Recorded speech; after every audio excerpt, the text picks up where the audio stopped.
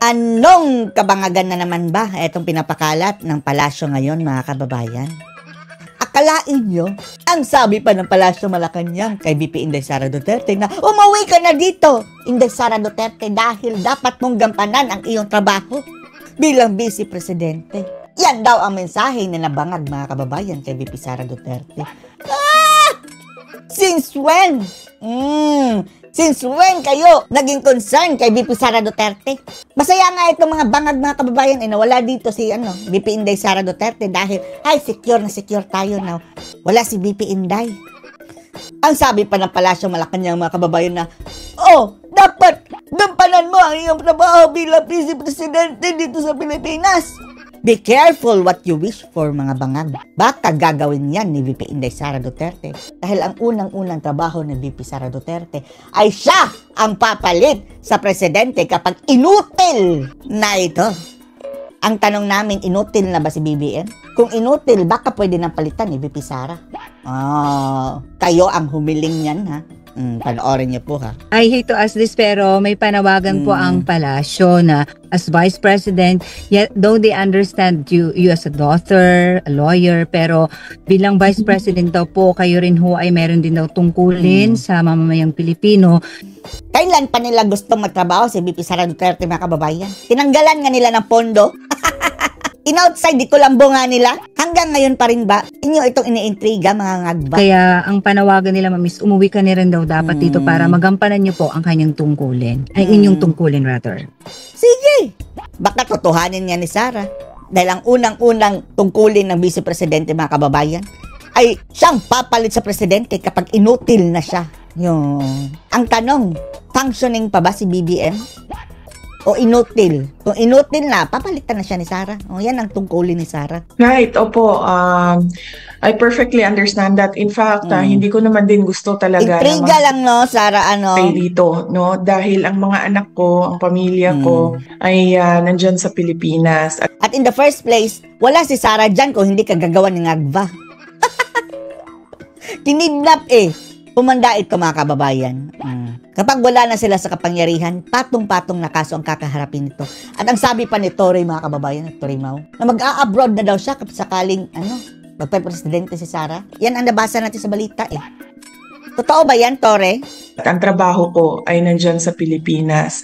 Pero as Vice President, may duty din ako sa isang kababayan natin, isang Filipino citizen who is held against his will dito sa ICC Detention Center. Kinidnap. So, wag na natin isipin na tatay ko siya. Isipin na lang natin na Vice President ako at gumagawa ako ng paraan kung paano maibalik natin ang isang Filipino citizen sa ating bayan. Tapos mayroon pa silang di umano'y plano, Sara Duterte, na isasali ka na daw sa investigasyon habang mayor pa siya. Ang sa ngayon, mga kababayan, baka isali siya sa kaso sa ICC. Oh my God. At hindi ko nakakalimutan ang aking trabaho dyan sa Office of the Vice President. Araw-araw kami nag-uusap ng aking mga kasamahan. Iilan na lang naman po ang naiwan na projects dahil approximately 700 million yung budget namin. Tinanggal ang kanyang pondo. Yung projects namin, karamihan ay magdedepende sa end of school year ng mga kabataan dahil nakatutok kami sa advokasya namin sa edukasyon. So ang preparations namin. Akala siguro nila, mga kababayan, na hindi pa rin nagtatrabaho si Sara. Magaling ito Ang totoong leader, mga kababayan, kahit wala pa siya physically doon sa kanyang opisina, sinisigurado niya na in place na ang kanyang mga tauhan, alam na kung anong ginagawa. Hindi katulad ng mga ngagba, mga kababayan, na kung aalis ng bansa, kanya-kanya ang mga animal na kanyang mga tauhan dito. Naghari-harian. Before magbukas ang bagong school year sa mga GIDA areas ng mga public schools natin. So, yes. Multitasking ako. Nandito ako as Vice President, ginagawa ng paraan paano maibalik ang ating dating Pangulo sa ating bayan. Kidnapping. Nagtatrabaho ako through our satellite offices, through our central office of the Office of the Vice President. Tuloy-tuloy ang serbisyo namin para sa bayan. At yes, wala po akong balak na tumira dito sa Netherlands. Oo nga. Hindi ko po gusto tumagal dito.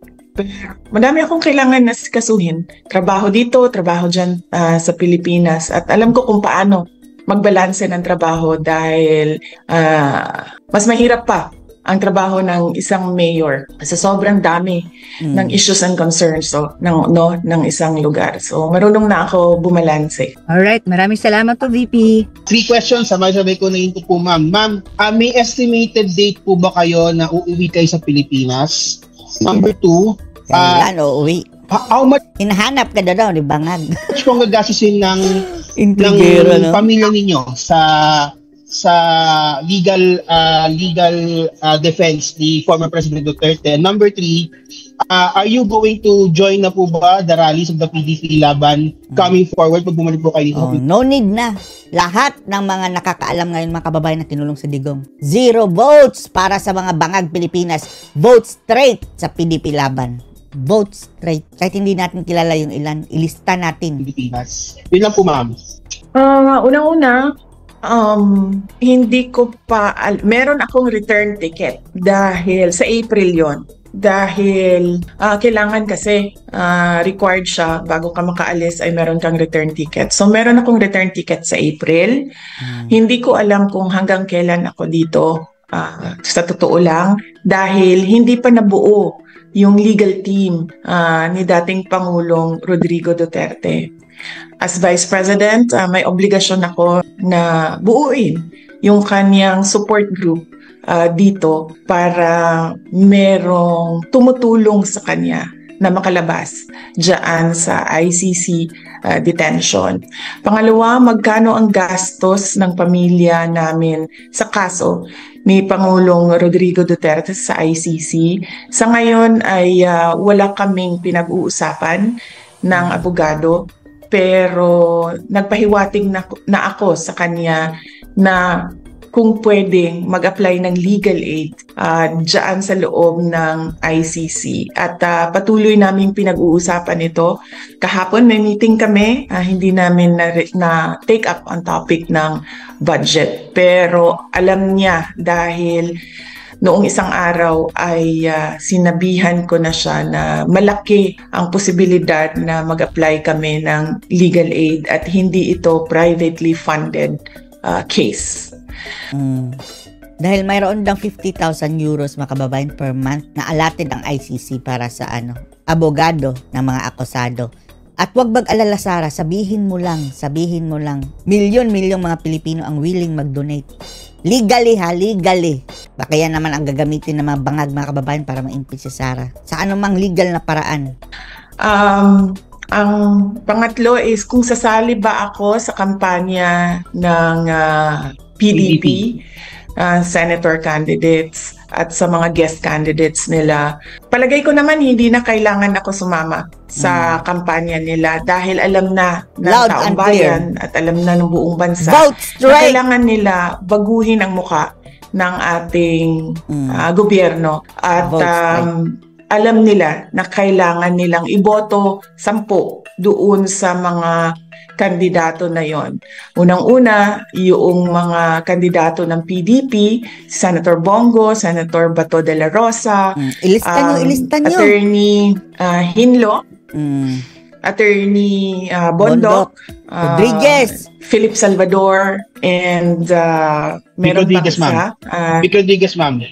Vic Rodriguez is a guest candidate of PDP. So meron pa tayong isang PDP senator. Guest candidate lang And pala si meron tayong 4 Pero iboboto na pa rin. guest candidate. Si Attorney Vic Rodriguez, si Congressman Rodante Marcoleta, si Pastor Apollo Kibuloy, and si Dr. Kibuloy Richard pala. Mata. So, So paano pa yung the rest?